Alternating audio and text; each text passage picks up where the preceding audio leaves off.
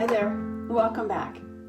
Have you ever had it that the simplest thing caught your attention and made you stop and think about something amazing? I had that today, and it was all about a pencil, and I can't wait to tell you about it. So let's get anchored. I needed to make a list today, and that's such a simple activity, and it made me go to a certain drawer in our house where we happen to keep a lot of pencils. I'm just going to show you some of the pencils that I found. Not very beautiful, they're just ordinary pencils, but I started thinking about what these pencils could teach us about who we are and who God is. And I got really excited. So first of all, when I laid this pencil down, it doesn't do anything all on its own. I wish I had one of those magic pencils, you know, the kind where you could go, pencil, write me a shopping list. Pencil. It doesn't listen. You see, the thing that makes a pencil work is the hand that holds it. Once it's put into a hand and the hand directs it and tells it where to go, it can be used to write things or to draw things. And that's just like us. We need to be held in God's hands and submit ourselves to Him so that He can hold us but also guide us. And when we are being guided and led by God, well, then our purpose can be seen.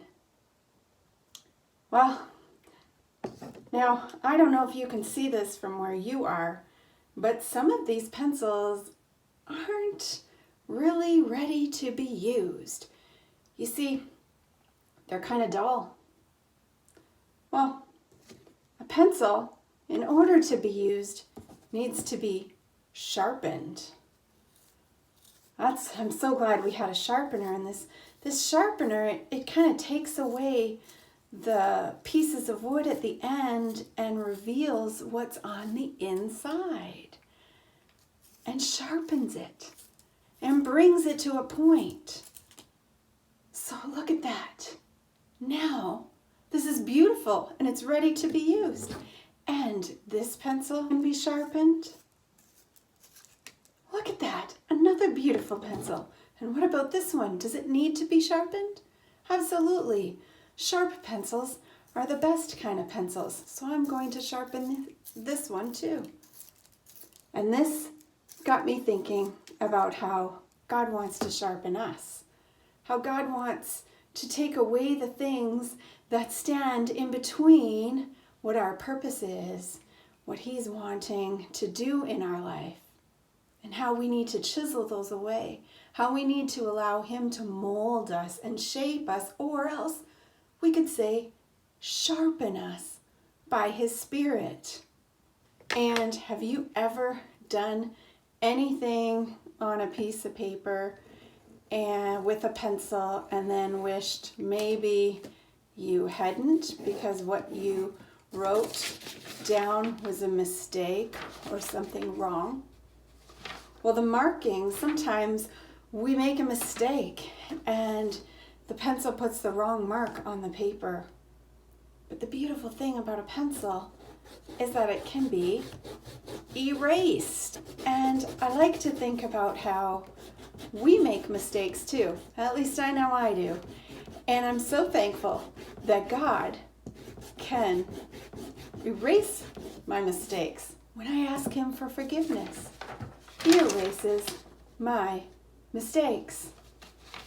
And then finally, again, I don't know if you can see this, but some pencils on the outside look maybe a little bit more beautiful. These come from our homework cupboard, and while they've been well used, some have been well chewed. Some have been left in the bottom of lockers. I think this one actually has some gum on it and looks a little beat up. And so these pencils actually weren't the ones that many people pick, and yet once sharpened, they're perfectly fine.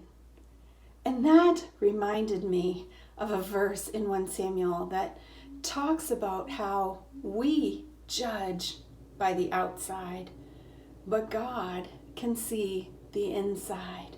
The purpose of God's people is not what's on the outside, but what is on the inside, because that is what is pleasing to Him. God looks at the very core of a person, the very heart.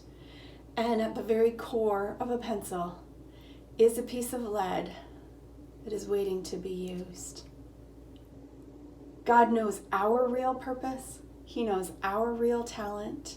And when we place that in His hand, allow Him to sharpen us with His Spirit and guide us with His hand, well, our lives can draw a beautiful picture for Him. I hope today that you take time to think about what God is drawing with your life.